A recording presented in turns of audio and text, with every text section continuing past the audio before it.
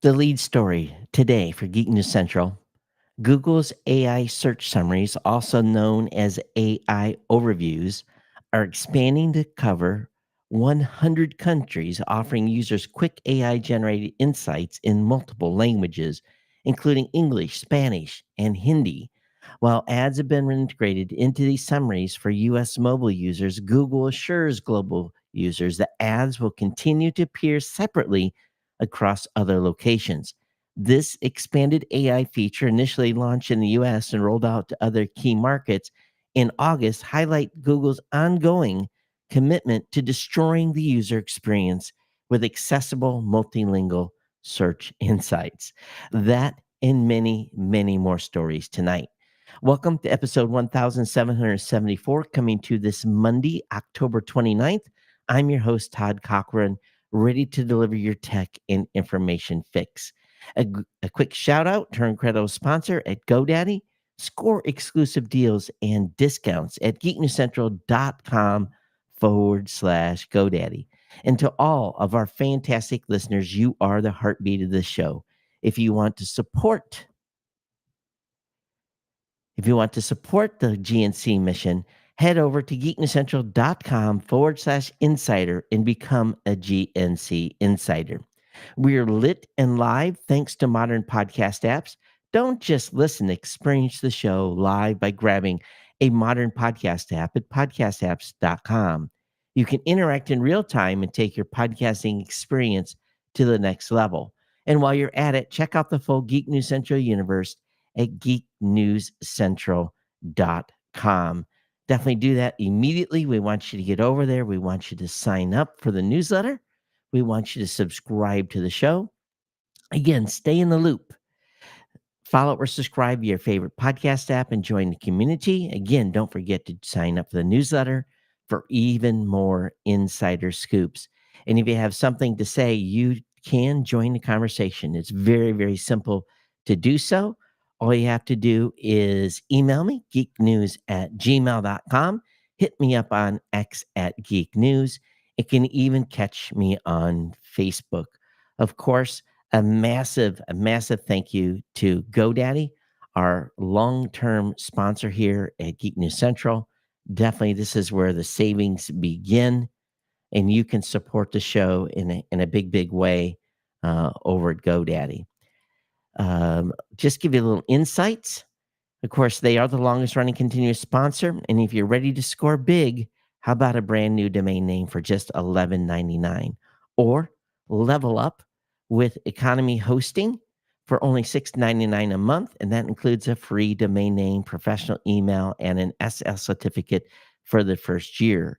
You want even more power? No problem. Grab Manage WordPress hosting for just $12.99 a month with all those same perks: a free domain, email, and SSL certificate.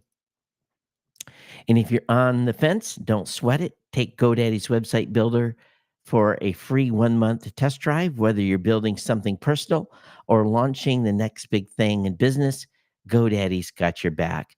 Now, here's the best part. When you hit up geeknewscentral.com/GoDaddy, you're not just grabbing a deal, you're supporting real creators and helping keep small business alive. No weird tracking, no hidden codes, just real savings for real people. Again, a shout out to GoDaddy for always keeping Geek News Central running strong. Ready to lock in your savings? Head to geeknewscentral.com/GoDaddy and let's get building. Hey everyone, how you doing? Welcome to the show. I tell you, it's been an interesting week. To give you a little bit of an update, a week ago, well, let's see here, this past Saturday or Friday morning. Let me get the time frame right. Yeah, a week ago Friday morning, I flew out to Romblin, which is a province, and I was on the island of Tarlac as part of my exploration of the Philippines. Had planned on staying 3 days. Had booked a resort called Footprints Resort, which turned out to be absolutely fabulous. More on that in a minute. Everything was ready. I had a great time. I got to see the sights. Really no concern. Weather was beautiful. The beach was beautiful, and I'm getting ready to fly back on Tuesday morning. So a very early wake up call, and I get a message from my because I could eat breakfast. I had enough time to eat breakfast before the van came, and, I think the departure out of the hotel was 8 a.m., something like that, and I got a message from my guest, or not my guest, but my host, and, he said, "Hey, Todd, are you sure that your flight's going today? They've just issued, a typhoon, condition 1 flag." And I guess what they do, it's not really a typhoon condition flag, it's a flag 1, flag 2, flag 3, flag 4, flag 5, and little do I know, when they issue these flags for an upcoming storm, everything comes to a halt. No airplanes, no, I mean, and the weather's still beautiful. No ferries, everything goes into shutdown, government, closes, schools are canceled, and I'm kinda like, "You're kidding, correct?" And I'm looking at this storm, and it's 300 some miles away, and the skies are still blue, and I'm utterly confused on why flights have been canceled. So within about, and of course, nothing you can do. Within about 6 or 7 hours, the weather started to deteriorate. And sure enough, for the next essentially 3.5 days, um, this thing just blasted. It was this massive tropical storm slash typhoon. It wasn't a super typhoon, but it basically shut everything down. Businesses were still open. That was the interesting part, that life continued as normal. The resort operated as normal, although they kinda went into a protective mode because they were, right on the beach, and, the waves were impressive. The weather was, 40 to 50-mile-an-hour winds for 3 or 4 days straight. And finally, and I'm just kinda trying to make a plan.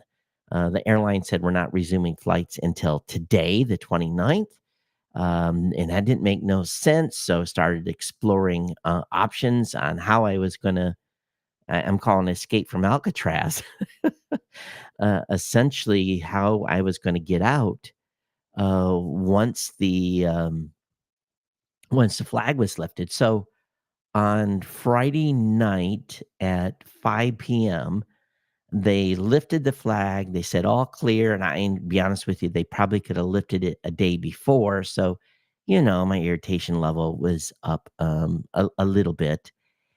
And to make a long story short, there was a couple of options.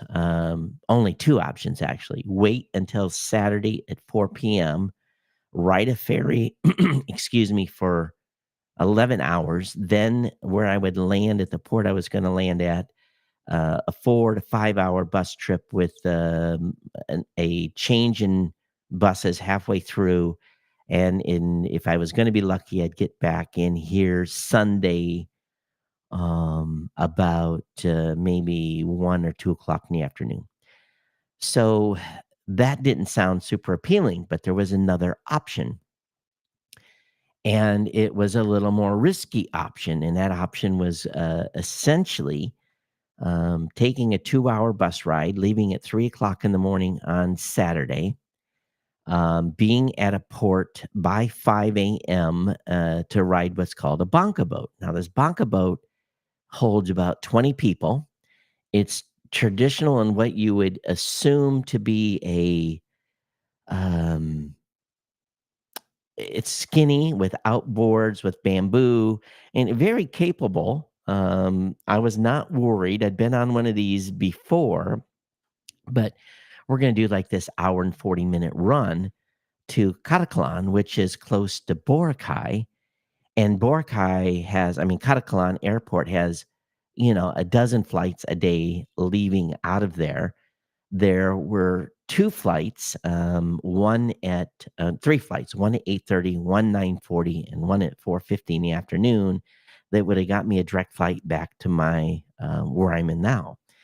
And, so essentially, this boat ride outside of this port, I left at 5:45 in the morning, was rough as hell for the first 30 minutes, and then when we got out on the essentially open ocean, it was just a normal boat ride, and nary a quote unquote concern when it came to the experience. Amazingly, what ended up happening was when I arrived in Cataclan, it was immediately evident that I had time to get on the 9:40 flight, but it was gonna be close. So, I got off the bunker boat, got my luggage off, they were stacked up, so you had to weave through 2 or 3 boats, so you walk the plank essentially, or take a swim, which I wasn't planning to do, so I got unloaded, got the luggage, paid the fare to the airport, which is $3, got in a trike, which is a motorcycle with a sidecar, had my bag, and on the 15-minute ride to the airport, I'm booking an airline ticket. And because I didn't want to book one in advance because I didn't know when we'd get in and all the things were going on. Hit the airport entrance just when I confirmed the ticket and checked in. Literally walked in and checked my bag, went through security and grabbed a cup of coffee, and immediately they started, calling a final boarding for my flight, which was boarding earlier because of a earlier canceled flight. Ran over, got in the boarding line, got on the plane, and it was like clockwork. If I'd have been 15 minutes delayed, I would have been, like, not in if this just happened within 6 hours, I'm back here at the apartment, and I wouldn't have mind sat where I sat, but where I was staying at Footprints Resort, um, great family, great food, cold beer, the internet was good, using Starlink. Had just my laptop. I had no recording gear, nothing whatsoever with me, so I really wasn't able to do shows per se. But never again travel to a remote island when when you have no way off. So, lesson learned on my part. But anyway, that's what happened last week. That's why I have been basically out of sight, out of mind. Today, apparently, on the last show, I had some technical difficulties. So that's why you got only an audio recording of the podcast. So today, I think we're going to have everything with audio. Looks like we're streaming good. So, hey, welcome back, everyone. Or maybe I should say, welcome back to myself. And again, apologies for no shows or anything. Um, again, was not planning on this particular situation happening, but it is what it is, and it's just it was one of those things. But I guess the first story up tonight in the regular tech lineup is really this rollout of Google AI search summaries. And again, I have nary a good thing to say at this point about this change. A lot of people are having impact on traffic to their websites. People are not visiting pages as much as they used to. So it is a big, big concern at this point with the Google AI search summary. If you're not in it, you're not going to get traffic. And yet they're serving up ads.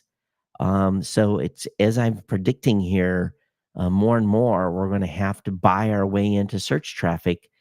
And I just don't know what this means for small businesses going forward when people are trying to find a business or try to find a dentist or try to find a podcast host or whatever it may be.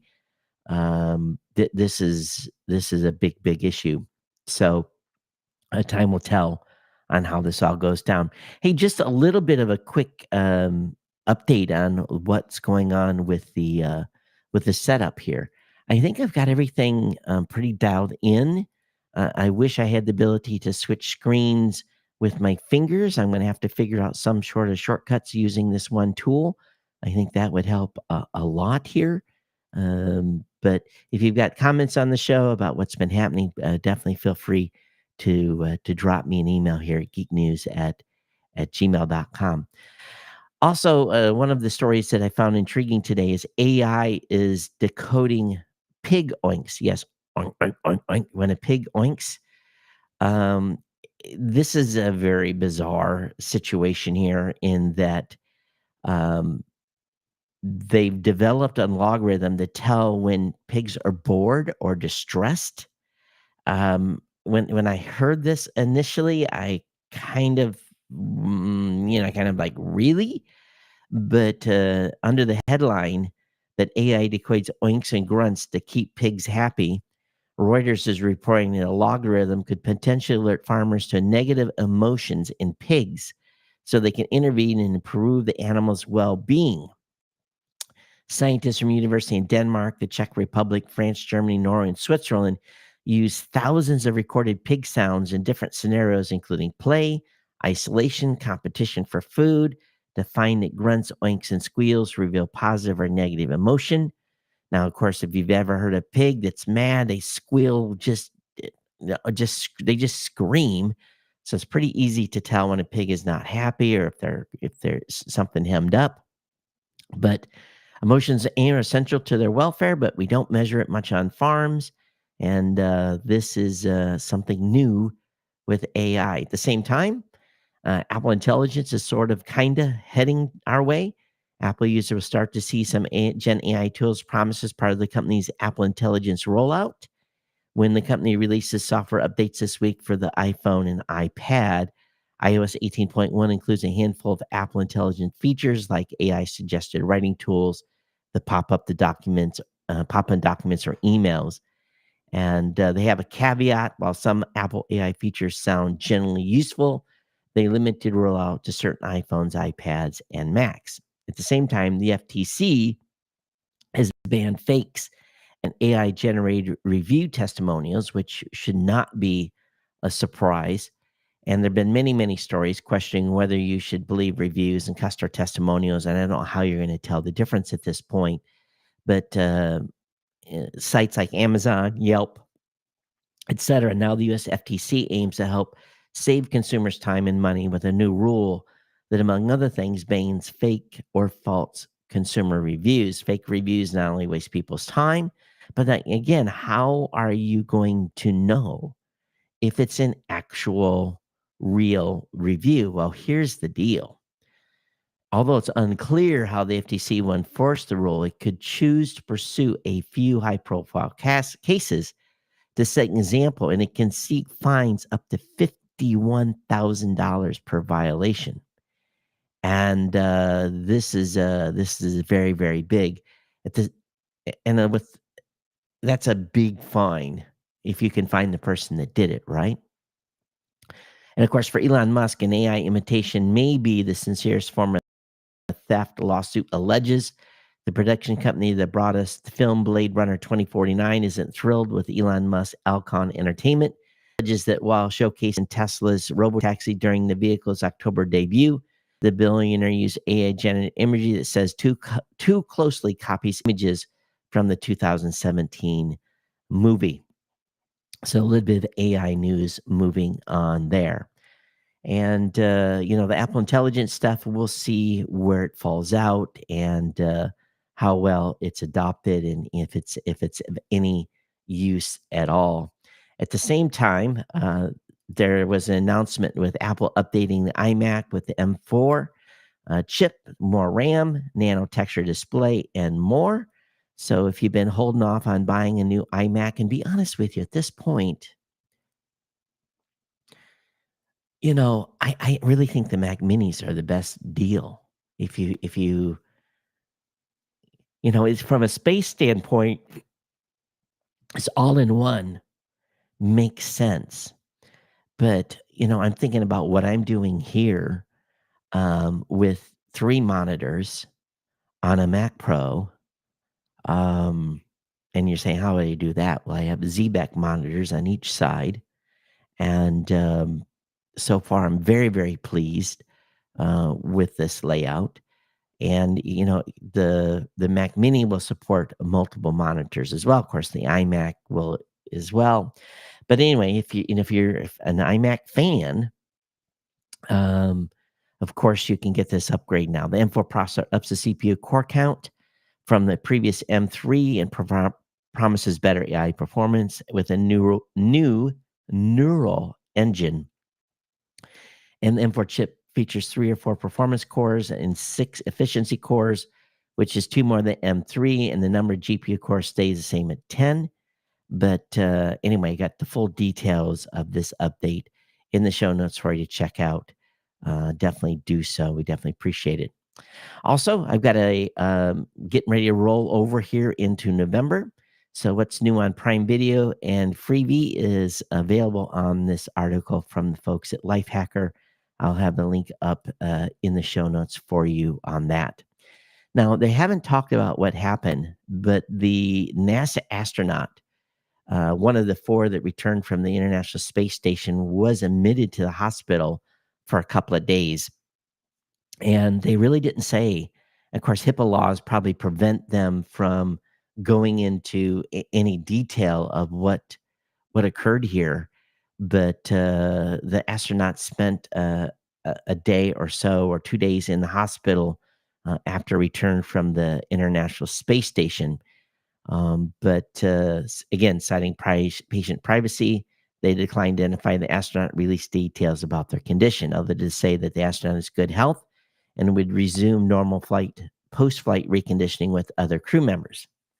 And they had been at the International Space Station since March, so 200 plus days at the ISS. So we wish the astronaut a full recovery. And of course, we don't want to forget to thank our insiders that have been supporting the podcast through financial contributions. Definitely, we appreciate that ongoing support. We have Michael Pay with his $5 sustaining donation, Kurt Corliss with his $5 sustaining donation, Curtis Parrish with his $5 sustaining donation, Daniel Lemix with his $10 Ohana donation, Mike Dell's World for his $2 donation, Christian Petrie with his $3 donation, Gary Ebos with his $10 Ohana donation, SJG Media LLC with their $10 Ohana donation, and James Fletcher with his $2 donation to the show. Since we did the last podcast, we definitely appreciate that. Also, we did get 2,220 sats from Robert Nash, wishing the happy 20th anniversary. We have had a number of you that have been streaming sats as well. Pessmerk streaming sats for the show. Dave Jackson streaming the show. Darren Schwartz streaming sats to the show. All of these are ongoing contributions in the Value for Value universe. 70 sats from Brian Etzeminger. So again, we want to thank all of you that have been boosting and streaming sats to the show. And again, I have been providing a lot of value here recently, largely because of the 3-day tour that basically got me stuck for a few days. But back at it on a regular schedule now, and I'm going to do my best to not miss any episodes here. No travel, no travel planned in the near future.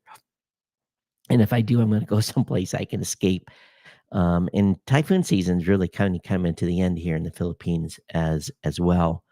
So time will see if we see many more storms. There's one going north now, non-affected here. Again, thanks to our insiders. And again, if you want to provide value to the show, again, time, talent, or treasure, definitely check out one of his new podcast apps at podcastapps.com. The Philadelphia district attorney has sued Elon Musk to stop his $1 million election lottery.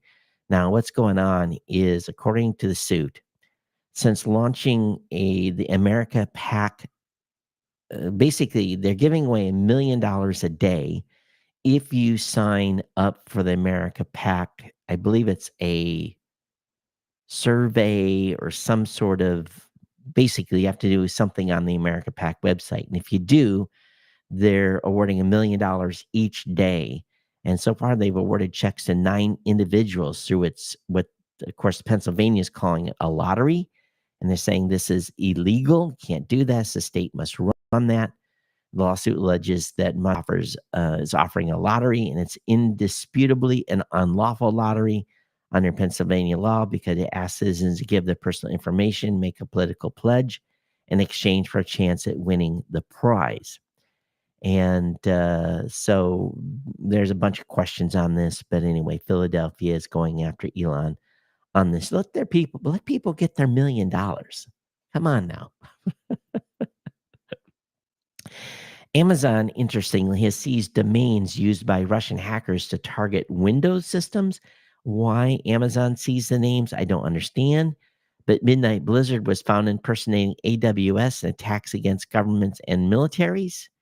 In a blog post, Chief Information Security Officer Amazon said a Russian-sponsored, state-sponsored threat actor known as Midnight Blizzard was spotted running a large-scale phishing attack against government agencies, enterprises, and militaries. The attacks were impersonating Amazon Web Services, the retail giant's cloud arm. So the goal of the campaign was not to target AWS or steal AWS credentials. Instead, Midnight Blizzard was looking for Windows credentials to use through the Microsoft Remote Desktop.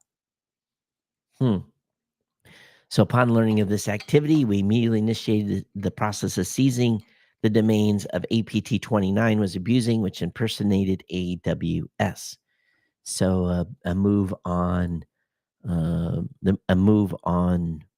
Amazon's part.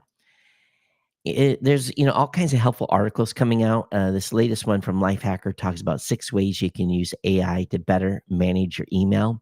And I'm going to be honest with you, the amount of utilization of email AI tools for me has been very, very limited. I just feel the personalization is more important. I did use AI a little bit to help me write emails post conference to personalize the emails because I'd written notes on each of the individuals that I had talked to.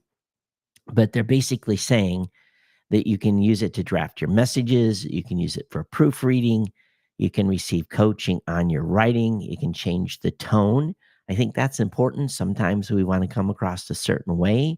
A business function, direct, neutral, casual, formal, and also summarizing, maybe summarize a long email or message thread, and maybe even messaging your inbox, which at this point I'm not letting anybody manage my inbox. That's all on me.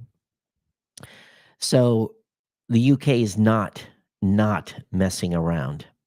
They went hard and heavy after an individual, an 18-year prison sentence for a man who used AI to create child abuse images. The man used AI tools from Daz 3D to create child sexual abuse imagery. Hugh Nelson, 27, from Bolton, pleaded guilty to a total of 16 child sexual abuse offenses, including transforming everyday photographs of real children into sexual abuse material. Using AI tools from U.S. software provider Daz 3D, he also admitted to encourage others to commit sexual offenses on children. The judge imposed an extended sentence on Nelson, saying he poses significant risk causing harm to the public. In other words, he's a child predator. He will not be eligible for parole until he's completed 2/3 of his sentence. So, yeah, 18 years this guy got. So, UK not messing around. This case is one of the first of its kind, but I would expect more of this as technology evolves. Now, Greater Manchester police found both real images of children and computer generated images of children's sexual abuse on his devices, which were seized last June. Now, the computer generated images did not look exactly like real photographs, but could be classified as indecent photographs rather than prohibited images, which generally carry a lesser sentence. But this is definitely a case of a weirdo that deserve all the time that he has received. China, not to be outdone by the United States. China's first space tourism venture sells initial pair of tickets. Now, I don't know if I would want to be the guinea pig on any Chinese space tourism. Deep Blue Aerospace used a live stream on Chinese e-commerce site Tobacco, Taoba, Tabo, to sell two seats on its first suborbital flights for just over $140,000. A deep discount given future flights are expected to cost $210,000 per seat. Pays to get in early, but it also allows for certain risk. Now, for comparison, Japanese startup Iwa Ginken will take passengers to space for 180,000. Virgin Galactic charges 450,000, and Jeff Bezos' Blue Origin is rumored to want more than 200K. The space startup boasted the tickets sold out, a statement which would have more weight had there been more than two tickets. That journey will take them up to four other passengers past the Kármán line, which is 100 kilometers. So again, a state-sponsored rocket here. We'll see. We'll see where this leads for sure. Also, they're talking about half the world's online via mobile, but growth is slowing. This should not be surprising at all. In this regard, just over half the world's population has access to mobile internet. But even when I was in where I was at for my little 3-day tour, there was times that the mobile connection was pretty bad. So again, it's a location, how good's the infrastructure. There was places there that had absolutely no signal. Starlink has completely revolutionized. I went to a Mediterranean restaurant that was about 10 miles from where I was staying, no mobile signal whatsoever. And yet they were using Starlink, and that was really their only connection with the outside world. So again, there's places where there is no cell connection, and this happens a lot overseas. So, but by the end of 2023, it was estimated 57% of the global population, or about 4.6 billion people, were using mobile internet. This figures up by 160 million people. But only about 4% of the global population now lives in areas that lack mobile broadband coverage, which means that isn't network availability. I would disagree. I bet that number is much higher than 4% because I was in areas where there was absolutely no connectivity whatsoever. Now, if you want to bet on the election, this is a curious one. Robinhood is giving you the ability to buy Harris or Trump contracts. Now, I guess that is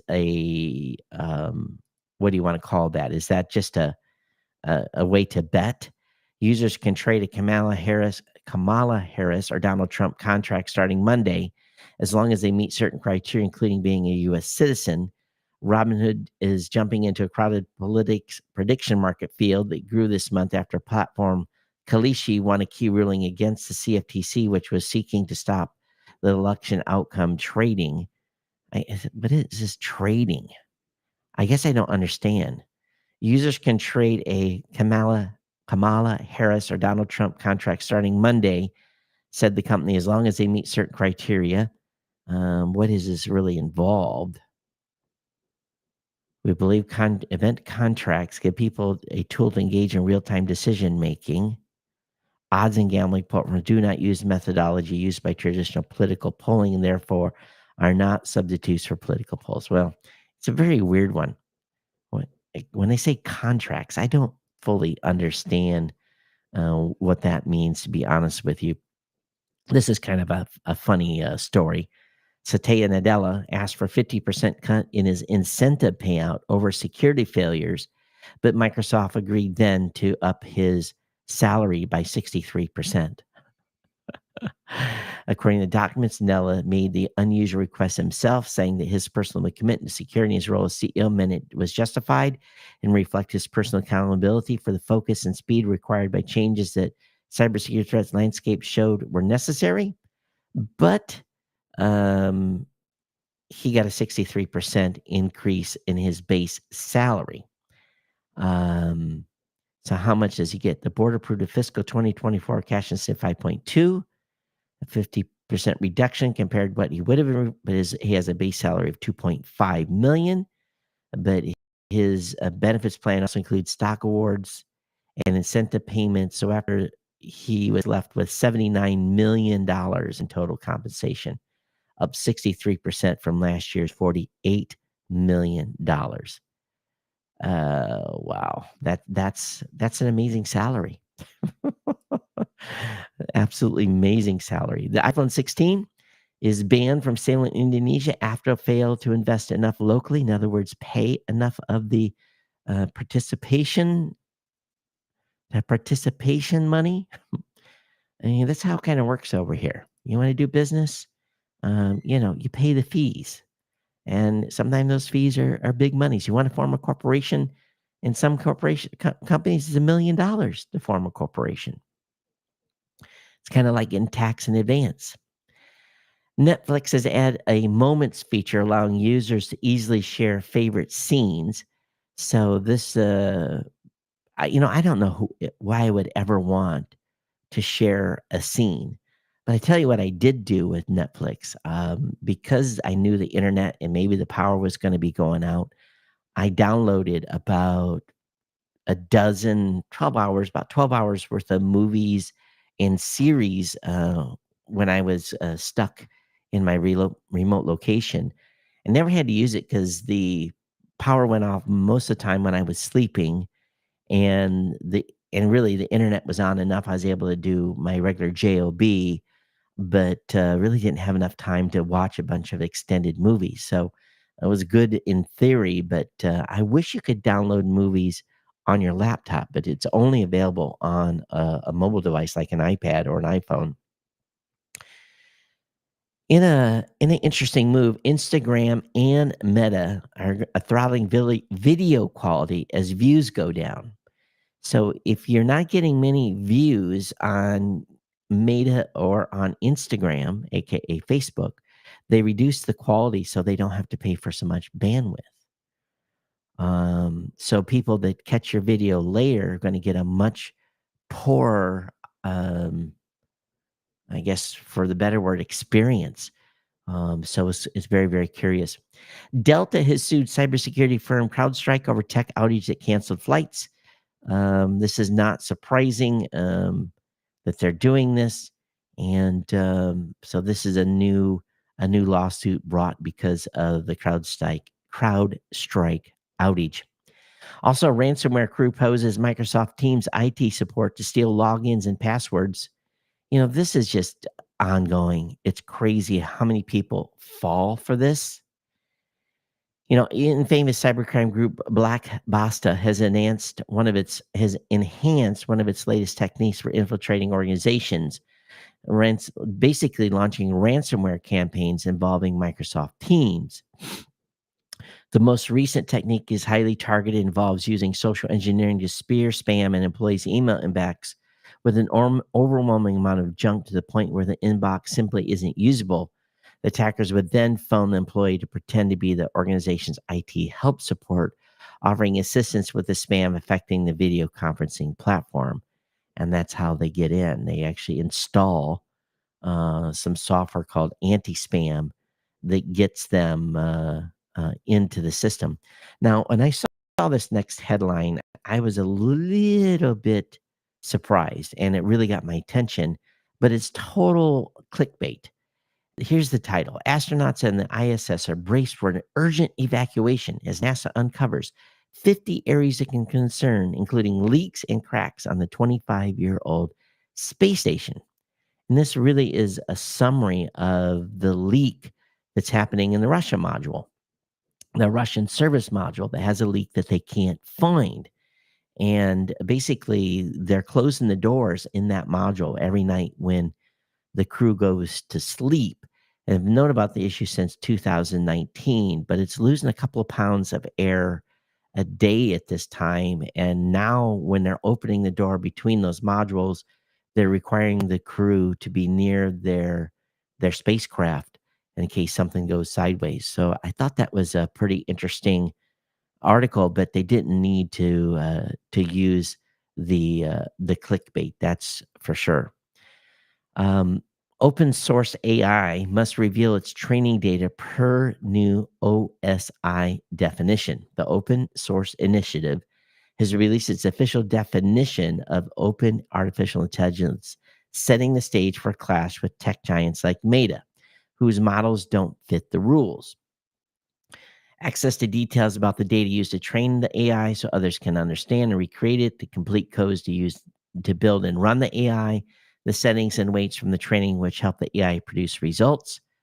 This definition directly challenges Meta Llama, which widely promoted as the largest open source model. Llama is publicly available for downloading and use, but it has restrictions on commercial use for applications with over 700 million users and does not provide access to training data, causing it to fall short. Meta spokesperson Faith Eshian told The Verge that while we agree with our partner OSI in many things, the company disagrees with this definition. There's no single open source AI definition, and defining it is a challenge because previous open source definitions do not encompass the complexities of today's rapidly advancing AI. So, yeah, they're not super happy with this. Um, with this move.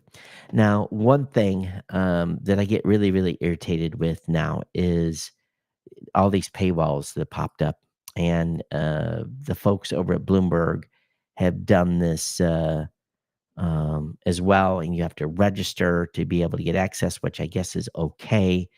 But OpenAI CFO says 75% of its revenue comes from paying customers.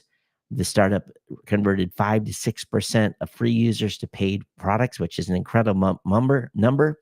And there are more than 1 million paid users for the corporate chat GPT. And I think that's a very, very impressive number. Now, as we wrap up today's show, I don't want you to forget about our sponsor. And I will say, I want to thank everyone. Our October numbers came in and hammered it.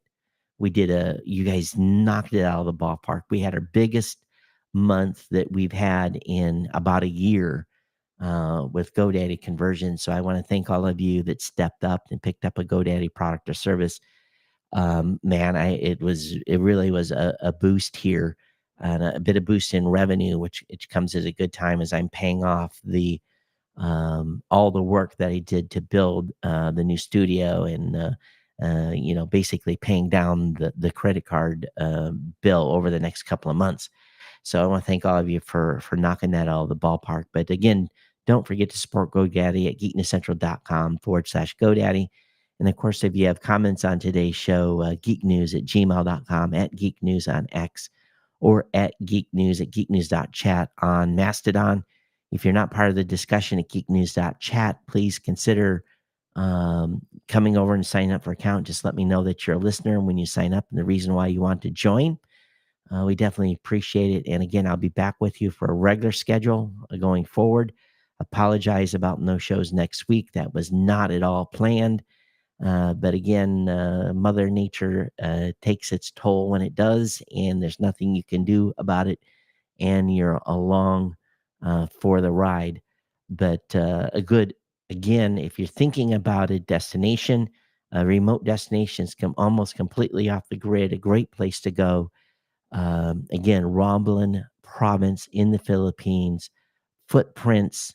My advice to get there is to fly into Cataclan Airport, take the Bonka boat over um, to Tarlac to the island, and then not Tablas, excuse me, Tablas, and then it's about a 2-hour ride in a van to Footprints. But look it up. The family that runs that's absolutely wonderful resort. Best food. To be honest with you, that I've ate in the Philippines in a long, long time.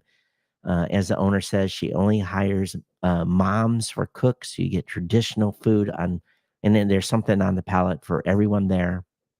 Uh, but again, just you can look them up on Facebook or most travel websites if you're looking for a great destination. No paid endorsement there, but it's just they really took care of me while I was during at the resort during the storm.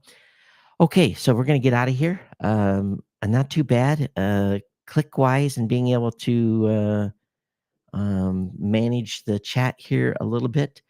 Did get an email here, and a text from Stuart says, "Hey, love the show, Todd. Love your perspectives. Thank you for the feedback." That came in via the Restream service. No chat in Facebook or on YouTube, and to be expected. But this is kind of the time frame, 8 p.m. Eastern, and when the clocks change, it'll probably go. It might even be earlier for me to do. I might be 7 p.m. Eastern is going to be the goal time to do the show while I'm over here. Is right now 8:56 a.m. Philippine Standard Time, AWST. We're on Australian Western Standard Time here. But I hope you enjoyed the show today. Thank you for being here. Geeknews@gmail.com is the place to send your comments. And I'll be back with you on Thursday for another edition of the podcast.